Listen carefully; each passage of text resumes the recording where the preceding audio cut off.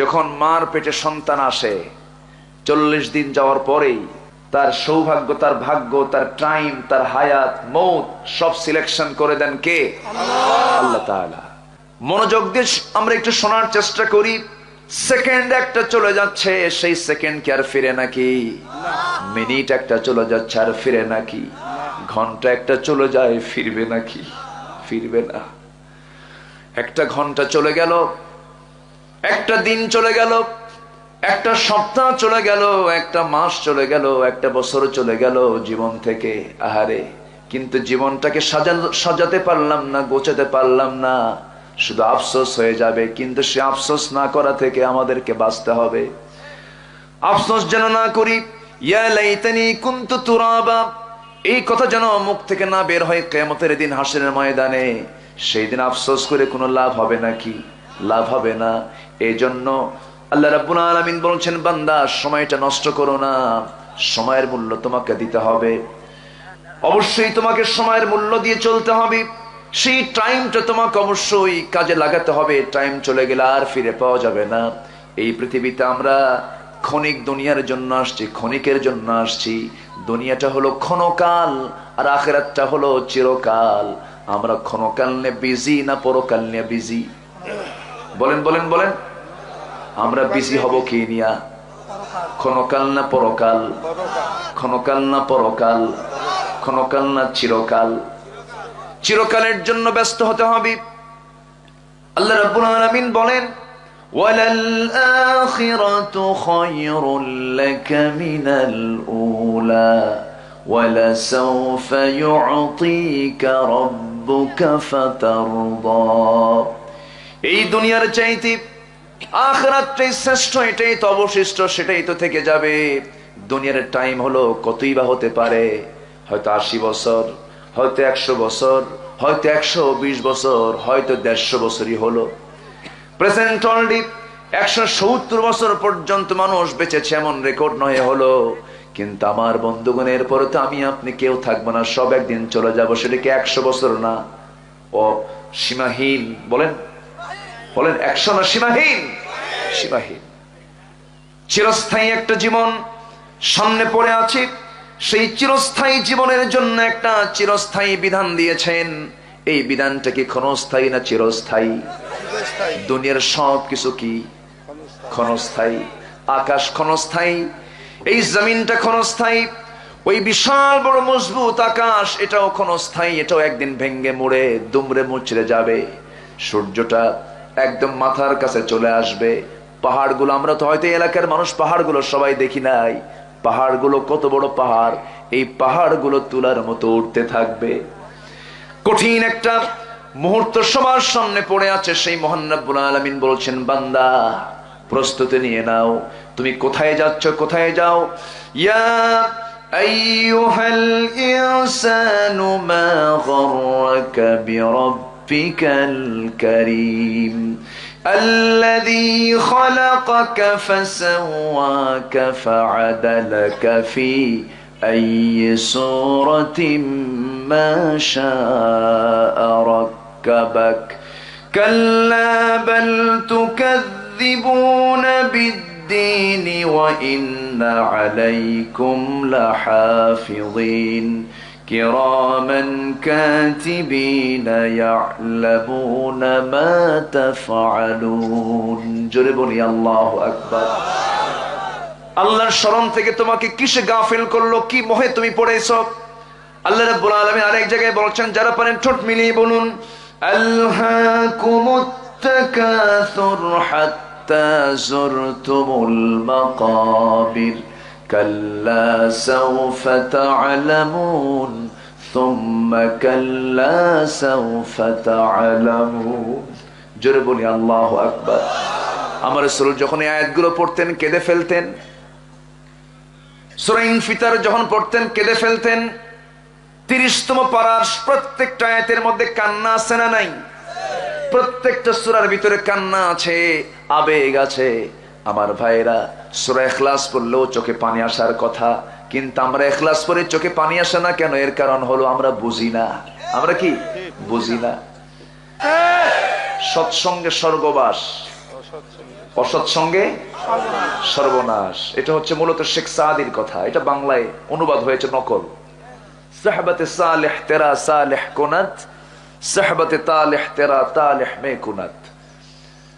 আমার সংস্পর্শ যদি ভালো লোকের সাথে হয় আমি ভালো হয়ে যাব, আর আমার সংস্পর্শ যদি ইয়াবাখোরের সঙ্গে হয় গাঁজাখোর হব, ঠিক কিনা?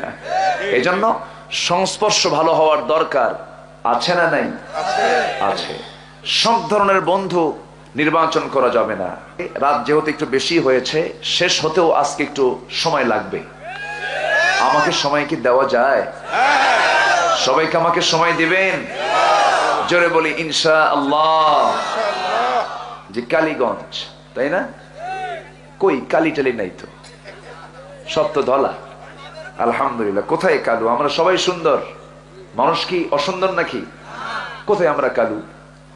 কোথায় আমরা কালি? না, আমরা সবাই সুন্দর। কালো সুন্দর, ধলাও সুন্দর, লম্বাও সুন্দর, চিকনও সুন্দর, মোটাও সুন্দর। সব সুন্দরের খেলা কার? যদি এরকম না হতো তাহলে আল্লাহ রাব্বুল আলামিন কেন বললেন? যারা পারেন ঠোঁট মিলিয়ে বলুন ওয়াত্তিন ওয়াসসাইতুন ওয়া তুরি সিনিন ওয়া হাদাল বালাদিল আমিন। এতক্ষণ পর্যন্ত কসম খেলেন কে? এরপরে বলছেন কসম খেয়ে বলছেন লাকাদ খালাকানাল ইনসানা ফি আহসানি তাকওয়িম। আমি মানুষকে, আহসান ইসমে তাফসিল থেকে এসেছে, সবচেয়ে সুন্দর করে পৃথিবীতে মানুষকে আমি বানিয়ে দিয়েছি। এমন সুন্দর করে কোন প্রাণীকে আমি আল্লাহ রাব্বুল আলামিন সৃষ্টি করি নাই। সবচেয়ে সুন্দর থেকে সুন্দরতর করে মানুষকে আমি আল্লাহ বানিয়ে দিয়েছি। বান্দা, সকল সৃষ্টির দিকে তাকাও আর তোমার দিকে তাকাও, তুমি টের পেয়ে যাবে। জোরে বলি সুবহানাল্লাহ। আমার আপনার সামনে সকল প্রাণী আছে না নাই? জীব জগৎ আছে না নাই? সমুদ্রের প্রাণীর দিকে তাকান, এরপরে স্থলভাগের দিকে তাকান। যে দিকে আপনি তাকান, যত প্রাণীর দিকে তাকাবেন না কেন, নিজের সৃষ্টির দিকে তাকালে, নিজের জীবনের দিকে তাকালে দেখা যায় আল্লাহ রাব্বুল আলামিন সবচেয়ে উত্তম করে আমাকে বানিয়েছেন। জোরে বলি সুবহানাল্লাহ। কিন্তু এখন একটা প্রশ্ন আসতে পারে, শক্তির দিক থেকে মানুষ শক্তিশালী না হাতি শক্তিশালী? মানুষের গায়ে শক্তি বেশি না তিমির গায়ে শক্তি বেশি? মানুষের গায়ে শক্তি বেশি না একটা ষাঁড়ের গাভীর গায়ে শক্তি বেশি? গাভীর গায়ে শক্তি বেশি, ষাঁড়ের গায়ে শক্তি বেশি। শক্তির দিক থেকে বিশাল বড় হাতি, বিশাল বড় তিমি, টনকে টন ওজন হওয়ার পরেও হাতি মানুষকে চালায় না, মানুষ হাতিকে চালায়। মানুষ হাতিকে চালায় কি দিয়ে চালায়? কি দিয়ে চালায়? বুদ্ধি। এই আকল আল্লাহ রাব্বুল আলামিন মানুষকে শুধু দান করেছেন, পৃথিবীর কাউকে দেন নাই। মানুষকে দিয়ে বলছেন আফালা তাকিলুন আফালা তুবসিরুন, তোমার কি জ্ঞান নাই? তুমি আকল নাই? তুমি কি বুঝো না?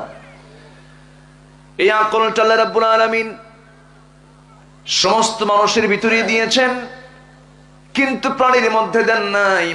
মানুষের প্রাণীর মধ্যে কোনো বিবেক দেন নাই, প্রাণীর মধ্যে কোনো সেন্স দেননি। আল্লাহ রাব্বুল আলামিন তাদের মধ্যে কামনা বাসনা দিয়েছেন, কিন্তু কোনো বিবেক বুদ্ধি দেন নাই।